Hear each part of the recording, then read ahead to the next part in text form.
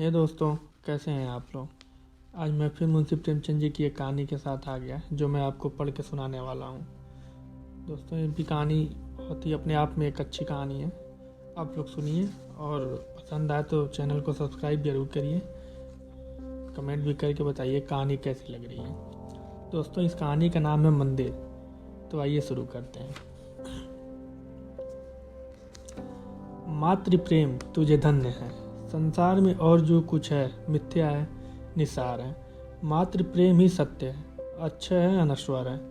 3 दिन से सुखिया के मुंह में न अन्न का एक दाना गया था, न पानी की एक बूंद। सामने पुआल पर माता का नन्हा सा लाल पड़ा करा रहा था। आज 3 दिन से उसने आंखें न खोली थीं। कभी उसे गोद में उठा लेती, कभी पुआल पर सुला देती।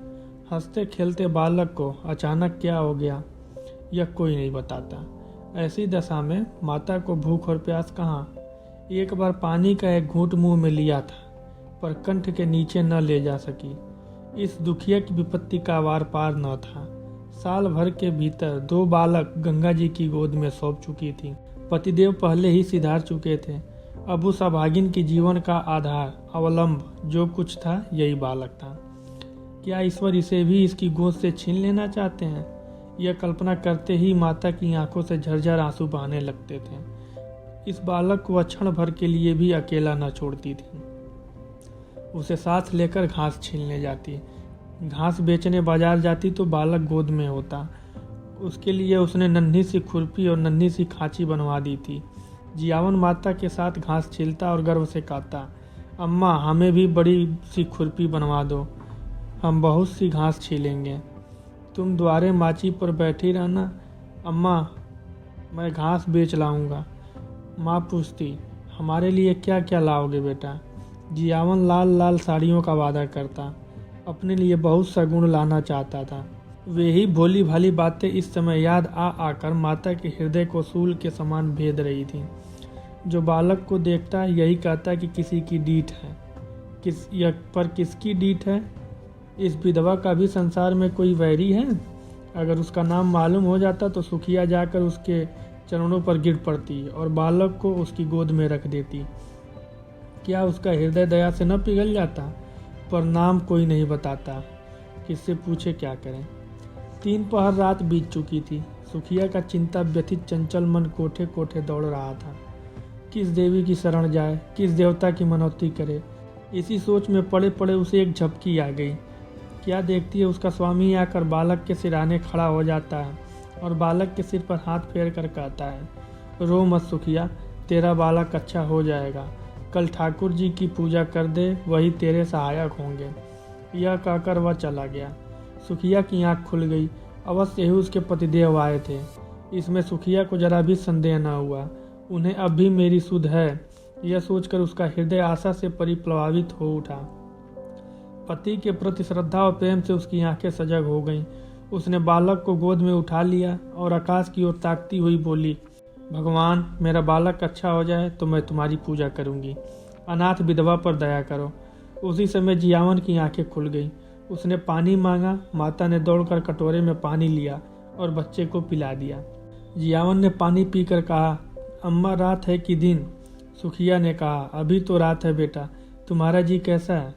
जियावन कहता है, अच्छा है अम्मा, अब मैं अच्छा हो गया। सुखिया ने कहा, तुम्हारे मुंह में घी शक्कर बेटा, भगवान करे तुम जल्द अच्छे हो जाओ। कुछ खाने को जी चाहता है। जियावन बोला, हाँ अम्मा, थोड़ा सा गुड़ दे दो। सुखिया ने कहा, गुड़ मत खाओ भैया, अवगुण करेगा, कहो तो खिचड़ी बना दूं। जियावन ने कहा, नहीं मेरी अम्मा, जरा सा गुड़ दे दो, तेरे पैरों पड़ूं। माता इस आग्रह को न टाल सकी। उसने थोड़ा सा गुड़ निकाल कर जियावन के हाथ में रख दिया और हांडी का ढक्कन लगाने जा रही थी कि किसी ने बाहर से आवाज़ दी। हांडी वहीं छोड़कर वह किवाड़ खोलने चली गई। जियावन ने गुड़ की 2 पिंडियां निकाल ली और जल्दी जल्दी चट कर गया। दिन भर जियावन की तबीयत अच्छी रही। उसने थोड़ी सी खिचड़ी खाई और 2-1 बार धीरे धीरे द्वार पर भी आया और हमजोलियों के साथ खेल न सकने पर भी उन्हें खेलते देखकर उसका जी बहल गया। सुखिया ने समझा बच्चा अच्छा हो गया। 2-1 दिन में जब पैसे हाथ में आ जाएंगे तो वह एक दिन ठाकुर जी की पूजा करने चली जाएगी। जाड़े के दिन झाड़ू बहारू, नहाने धोने और खाने पीने में कट गए। मगर जब संध्या समय फिर जियावन का जी भारी हो गया तब सुखिया घबरा उठी। तुरंत मन में शंका उत्पन्न हुई कि पूजा में विलंब करने से ही बालक फिर मुरझा गया है। अभी थोड़ा सा दिन बाकी था। बच्चे को लेटाकर वह पूजा का सामान तैयार करने लगी। फूल तो जमींदार के बगीचे में मिल गए, तुलसी दल द्वार ही पर था, पर ठाकुर जी के भोग के लिए कुछ मिष्ठान तो चाहिए, नहीं तो गांव वालों को बांटेगी क्या। चढ़ाने के लिए कम से कम एक आना तो चाहिए। सारा गांव छान आई, कहीं पैसे उधार ना मिले। अब वो हताश हो गई। हाय रे अदिन, कोई 4 आने पैसे भी नहीं देता। आखिर उसने अपने हाथों के चांदी के कड़े उतारे और दौड़ी हुई बनिए की दुकान पर गई। कड़े गिरो रखे, बतासे लिए और दौड़ी हुई घर आई। पूजा का सामान तैयार हो गया तो उसने बालक को गोद में उठाया और दूसरे हाथ में पूजा की थाली लिए मंदिर की ओर चली। मंदिर में आरती का घंटा बज रहा था। 10-5 भक्तजन खड़े स्तुति कर रहे थे। इतने में सुखिया जाकर मंदिर के सामने खड़ी हो गई। पुजारी ने कहा, क्या है रे सुखिया, क्या करने आई है? सुखिया चबूतरे पर आकर बोली, ठाकुर जी की मनौती की थी महाराज, पूजा करने आई हूँ। पुजारी जी दिन भर जमींदार के आसामियों की पूजा किया करते थे और शाम सवेरे ठाकुर जी की। रात को मंदिर में ही सोते थे। मंदिर में ही आपका भोजन भी बनता था, जिससे ठाकुर द्वारे की सारी अस्तरकारी काली पड़ गई थी। स्वभाव के बड़े दयालु थे, निष्ठावान, ऐसे कि चाहे कितनी ही ठंड पड़े, कितनी ही ठंडी हवा चले, बिना स्नान किए मुंह में पानी तक न डालते थे। अगर इस पर भी उनके हाथों और पैरों से मैल की मुट्ठी तक जमी हुई थी तो इसमें उनका कोई दोष न था। बोले, तो क्या भीतर चली जाएगी? हो तो चुकी पूजा, यहाँ आकर भरभष्ट करेगी। एक भक्तजन ने कहा, ठाकुर जी को पवित्र करने आई है? सुखिया ने बड़ी दीनता से कहा, ठाकुर जी के चरण छूने आई हूँ सरकार, पूजा की सब सामग्री लाई हूँ। पुजारी ने कहा, कैसी बेसमझी की बात करती है रे, कुछ पगली तो नहीं हो गई है? भला तू ठाकुर जी को कैसे छुएगी? सुखिया को अब तक कभी ठाकुर द्वारे में आने का अवसर न मिला था। आश्चर्य से बोली, सरकार, वह तो संसार के मालिक हैं, उनके दर्शन से तो पापी भी तर जाता है, मेरे छूने से उन्हें कैसे छूत लग जाएगी? पुजारी ने कहा, अरे तू चमारिन है कि नहीं रे? सुखिया ने कहा, तो क्या भगवान ने चमारों को नहीं सिरजा है? चमारों का भगवान कोई और है, इस बच्चे की मनौती है सरकार। इस पर वही भक्त महोदय, जो अब स्तुति समाप्त कर चुके थे, डपट कर बोले, मार के भगा दो चुड़ैल को, भरभष्ट करने आई है, फेंक दो थाली वाली। संसार में तो आप ही आग लगी हुई है, चमार भी ठाकुर जी की पूजा करने लगेंगे तो पृथ्वी रहेगी कि रसातल को चली जाएगी। दूसरे भक्त महाशय बोले, अब बेचारे ठाकुर जी को भी चमारों के हाथ का भोजन करना पड़ेगा, अब प्रलय होने में कुछ कसर नहीं है। ठंड पड़ रही थी, सुखिया खड़ी कांप रही थी और यहाँ धर्म के ठेकेदार लोग समय की गति पर आलोचनाएं कर रहे थे। बच्चा मारे ठंड के उसकी छाती में घुसा जाता था, किंतु सुखिया वहां से हटने का नाम न लेती थी। ऐसा मालूम होता था कि उसके दोनों पांव भूमि में गड़ गए हैं। रह रह कर उसके हृदय में ऐसा उद्गार उठता था कि जाकर ठाकुर जी के चरणों पर गिर पड़े। ठाकुर जी क्या इन्हीं के हैं? हम गरीबों का उनसे कोई नाता नहीं है। ये लोग कौन होते हैं रोकने वाले? पर यह भय होता था कि इन लोगों ने कहीं सचमुच थाली वाली फेंक दी तो क्या करूंगी। दिल में ऐंठ कर रह जाती थी। सासा उसे एक बात सूझी। वह वहां से कुछ दूर जाकर एक वृक्ष के नीचे अंधेरे में छिपकर इन भक्तजनों के जाने की राह देखने लगी। आरती और स्तुति के पश्चात भक्तजन बड़ी देर तक श्रीमद् भागवत का पाठ करते रहे। उधर पुजारी जी ने चूल्हा जलाया और खाना पकाने लगे। चूल्हे के सामने बैठे हुए हूँ करते जाते थे और बीच बीच में टिप्पणियां भी करते जाते थे। 10 बजे रात तक कथा वार्ता होती रही और सुखिया वृक्ष के नीचे ध्यानावस्था में खड़ी रही। सारे भक्त लोगों ने एक एक करके घर की राह ली। पुजारी जी अकेले रह गए। अब सुखिया आकर मंदिर के बरामदे के सामने खड़ी हो गई, जहाँ पुजारी जी आसन जमाए बटलोई का क्षुधावर्धक मधुर संगीत सुनने में मग्न थे। पुजारी जी ने आहट पाकर गर्दन उठाई तो सुखिया को खड़ी देखा। चिढ़कर बोले, क्या रे, तू अभी तक खड़ी है? सुखिया ने थाली जमीन पर रख दी और एक हाथ फैलाकर भिक्षा प्रार्थना करती हुई बोली, महाराज जी, मैं अभागिन हूँ। यही बालक मेरे जीवन का अलम है, मुझ पर दया करो। 3 दिन से इसने सिर नहीं उठाया, तुम्हें बड़ा जस होगा महाराज जी। यह कहते कहते सुखिया रोने लगी। पुजारी जी दयालु तो थे, पर चमारिन को ठाकुर जी के समीप जाने देने का अश्रुतपूर्व घोर पातक वह कैसे कर सकते थे। न जाने ठाकुर जी इसका क्या दंड दें। आखिर उनके भी बाल बच्चे थे, कहीं ठाकुर जी कुपित होकर गांव का सर्वनाश कर दें तो। बोले, घर जाकर भगवान का नाम ले, तेरा बालक अच्छा हो जाएगा। मैं यह तुलसी दल देता हूँ, बच्चे को खिला दे, चरणामृत उसकी आंखों में लगा दे। भगवान चाहेंगे तो सब अच्छा ही होगा। सुखिया ने कहा, ठाकुर जी के चरणों पर गिरने न दोगे महाराज जी? बड़ी दुखिया हूँ, उधार काट कर पूजा की सामग्री जुटाई है।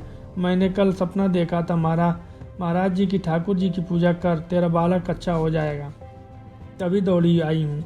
मेरे पास 1 रुपया है, वह मुझसे ले लो, पर मुझे एक क्षण भर ठाकुर जी के चरणों पर गिर लेने दो। इस प्रलोभन ने पंडित जी को एक क्षण के लिए विचलित कर दिया, किंतु मूर्खता के कारण ईश्वर का भय उनके मन में कुछ कुछ बाकी था। संभल कर बोले, अरे पगली, ठाकुर जी भक्तों के मन का भाव देखते हैं कि चरण पर गिरना देखते हैं? सुना नहीं है, मन चंगा तो कटौती में गंगा। मन में भक्ति न हो तो लाख कोई भगवान के चरणों पर गिरे, कुछ न होगा। मेरे पास एक जंतर है, दाम तो उसका बहुत है, पर तुझे 1 ही रुपये में दे दूंगा। उसे बच्चे के गले में बांध देना, बस कल बच्चा खेलने लगेगा। सुखिया ने कहा, ठाकुर जी की पूजा न करने दोगे? पुजारी ने कहा, तेरे लिए इतनी ही पूजा बहुत है। जो बात कभी नहीं हुई वो आज मैं कर दूं और गांव पर कोई आफत विपत आ जाए तो क्या हो? इसे भी तो सोचो। तू ये जंतर ले जा, भगवान चाहेंगे तो रात ही भर में बच्चे का क्लेश कट जाएगा। किसी की दीठ पड़ गई है भी तो चंचल, मालूम होता है छतरी बंस है। सुखिया ने कहा, जब से इसे ज्वर है मेरे प्राण नाहों में समाये हुए हैं।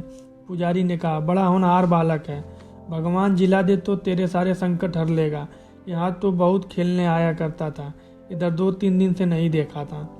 सुखिया ने कहा, तो जंतर को कैसे बांधूंगी महाराज? पुजारी ने कहा, मैं कपड़े में बांध कर देता हूँ, बस गले में पहना देना। अब तू इस बेला नवीन बस्तर कहाँ खोजने जाएगी? सुखिया ने 2 रुपये पर कड़े गिरोह रखे थे, एक पहले ही भंज चुका था, दूसरा पुजारी जी को भेंट किया और जंतर लेकर मन को समझाती हुई घर लौट आई। सुखिया ने घर पहुंचकर बालक के गले में जंतर बांध दिया, पर ज्यों-ज्यों रात गुजरती थी उसका ज्वर भी बढ़ता जाता था, यहाँ तक कि 3 बजते बजते उसके हाथ पांव शीतल होने लगे। तब वह घबरा उठी और सोचने लगी, हाय, मैं व्यर्थ ही संकोच में पड़ी रही और बिना ठाकुर जी के दर्शन किए चली आई। अगर मैं अंदर चली जाती और भगवान के चरणों पर गिर पड़ती तो कोई मेरा क्या कर लेता। यही न होता कि लोग मुझे धक्के देकर निकाल देते, शायद मारते भी, पर मेरा मनोरथ तो पूरा हो जाता। यदि मैं ठाकुर जी के चरणों को अपने आंसुओं से भिगो देती और बच्चे को उनके चरणों में सुला देती तो क्या उन्हें दया न आती?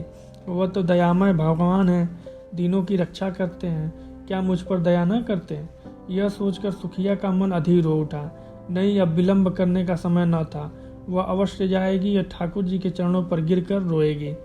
उस अबला के आशंकित हृदय का अब इसके सिवा और कोई अवलंब, कोई आसरा न था। मंदिर के द्वार बंद होंगे तो वह ताले तोड़ डालेगी। ठाकुर जी क्या किसी के हाथों बिक गए हैं कि कोई उन्हें बंद करके रखे? रात के 3 बज गए थे। सुखिया ने बालक को कंबल से ढाँप कर गोद में उठाया, एक हाथ में थाली उठाई और मंदिर की ओर चली। घर से बाहर निकलते ही शीतल वायु के झोंकों से उसका कलेजा कांपने लगा। शीत से पांव शिथिल हुए जाते थे। उस पर चारों ओर अंधकार छाया हुआ था। रास्ता 2 फरलांग से कम न था। पगडंडी वृक्षों के नीचे नीचे गई थी। कुछ दूर दाहिनी ओर एक पोखरा था, कुछ दूर बांस की कोठियाँ। पोखरे में एक धोबी मर गया था और बांस की कोठियों में चुड़ैलों का अड्डा था। बाईं ओर हरे भरे खेत थे। चारों ओर सन हो रहा था, अंधकार साए साए कर रहा था। सासा गीदड़ों ने कर्कश स्वर में हुआ करना शुरू किया। हाय, अगर कोई उसे 1 लाख रुपया देता तो भी इस समय वह यहाँ न आती, पर बालक की ममता सारी शंकाओं को दबाए हुए थी। हे भगवान, अब तुम्हारा ही आसरा है। यह जपती वह मंदिर की ओर चली जा रही थी। मंदिर के द्वार पर पहुंचकर सुखिया ने जंजीर टटोल कर देखी, ताला पड़ा हुआ था। पुजारी जी बरामदे से मिली हुई कोठरी में किवाड़ बंद किए सो रहे थे। चारों ओर अंधेरा छाया हुआ था। सुखिया चबूतरे के नीचे से एक ईंट उठा ली और जोर जोर से ताले पर पटकने लगी। उसके हाथों में न जाने इतनी शक्ति कहाँ से आ गई थी। 2 ही 3 चोटों में ताला और ईंट दोनों टूटकर चौखट पर गिर पड़े। सुखिया ने द्वार खोल दिया और अंदर जाना ही चाहती थी कि पुजारी किवाड़ खोलकर हड़बड़ाए हुए बाहर निकल आए और चोर चोर का गुल मचाते गांव की ओर दौड़े। जाड़ों में प्रायः पहर रात पर रहे ही लोगों की नींद खुल जाती है। यह सोच सुनते ही कई आदमी इधर उधर से लालटेन लिए हुए निकल पड़े और पूछने लगे, कहाँ है, किधर गया? पुजारी जी ने कहा, मंदिर का द्वार खुला पड़ा है, मैंने खटखट की आवाज़ सुनी। सहसा सुखिया बरामदे से निकलकर चबूतरे पर आ गई और बोली, चोर नहीं है, मैं हूँ, ठाकुर जी की पूजा करने आई थी। अभी तो अंदर गई भी नहीं, मार हल्ला मचा दिया। पुजारी ने कहा, अब अनर्थ हो गया। सुखिया मंदिर में जाकर ठाकुर जी को भ्रष्ट कर आई। फिर क्या था, कई आदमी झल्लाए हुए लपके और सुखिया पर लातों और घूंसों की मार पड़ने लगी। सुखिया एक हाथ से बच्चे को पकड़े हुए थी और दूसरे हाथ से उसकी रक्षा कर रही थी। एकाएक बलिष्ठ ठाकुर ने उसे इतनी जोर से धक्का दिया कि बालक उसके हाथ से छूटकर जमीन पर गिर पड़ा, मगर वह न रोया, न बोला, न सांस ली। सुखिया भी गिर पड़ी थी। संभल कर बच्चे को उठाने लगी तो उसके मुख पर नजर पड़ी। ऐसा जान पड़ा मानो पानी में परछाई हो। उसके मुख में से एक चीख निकल गई। बच्चे का माथा छूकर देखा, सारी देह ठंडी हो गई थी। एक लंबी सांस खींचकर वह उठ खड़ी हुई। उसकी आंखों में आंसू न आए। उसका मुख क्रोध की ज्वाला से तमतमा उठा। आंखों से अंगारे बरसने लगे। दोनों मुट्ठियां बंध गई। दांत पीस कर बोली, पापियों, मेरे बच्चे के प्राण लेकर दूर क्यों खड़े हो? मुझे भी क्यों नहीं उसी के साथ मार डालते? मेरे छू लेने से ठाकुर जी को छूत लग गई। पारस को छूकर लोहा सोना हो जाता है, पारस लोहा नहीं हो सकता। मुझे छूने से ठाकुर जी अपवित्र हो जाएंगे। मुझे बनाया, मुझे छूत नहीं लगी। लो, अब कभी ठाकुर जी को छूने नहीं आऊंगी। ताले में बंद रखो, पारा बैठा दो।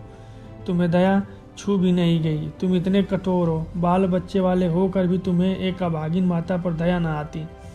तिस पर धर्म के ठेकेदार बनते हो। तुम सब के सब हत्यारे हो, निपट हत्यारे हो। डरो मत, मैं थाना पुलिस नहीं जाऊंगी। मेरा न्याय भगवान करेंगे। अब उन्हीं के दरबार में फरियाद करूंगी। किसी ने चू न की, कोई मिनमिनाया तक नहीं। पाषाण मूर्तियों की भांति सब के सब सिर झुकाए खड़े रहे। इतनी देर में सारा गांव जमा हो गया था। सुखिया ने एक बार फिर बालक के मुंह की ओर देखा। मुंह से निकला, हाय मेरे लाल। फिर वह मूर्छित होकर गिर पड़ी। प्राण निकल गए। बच्चे के लिए प्राण दे दिए। माता, तू धन्य है। तुझ जैसी निष्ठा, तुझ जैसी श्रद्धा, तुझ जैसा विश्वास देवताओं को भी दुर्लभ है। तो दोस्तों, ये कहानी आप लोगों को कैसी लगी? मतलब होती तो बहुत दिल को छू जाने वाली ये कहानियाँ हैं। तो आप लोग सुनिए और सुन के कहानी का आनंद उठाइए। कुछ सीख भी मिल रही है, उसको भी ग्रहण करिए। चलिए दोस्तों, आज के लिए बस इतना ही। आपसे मिलते हैं फिर अगले कहानी में।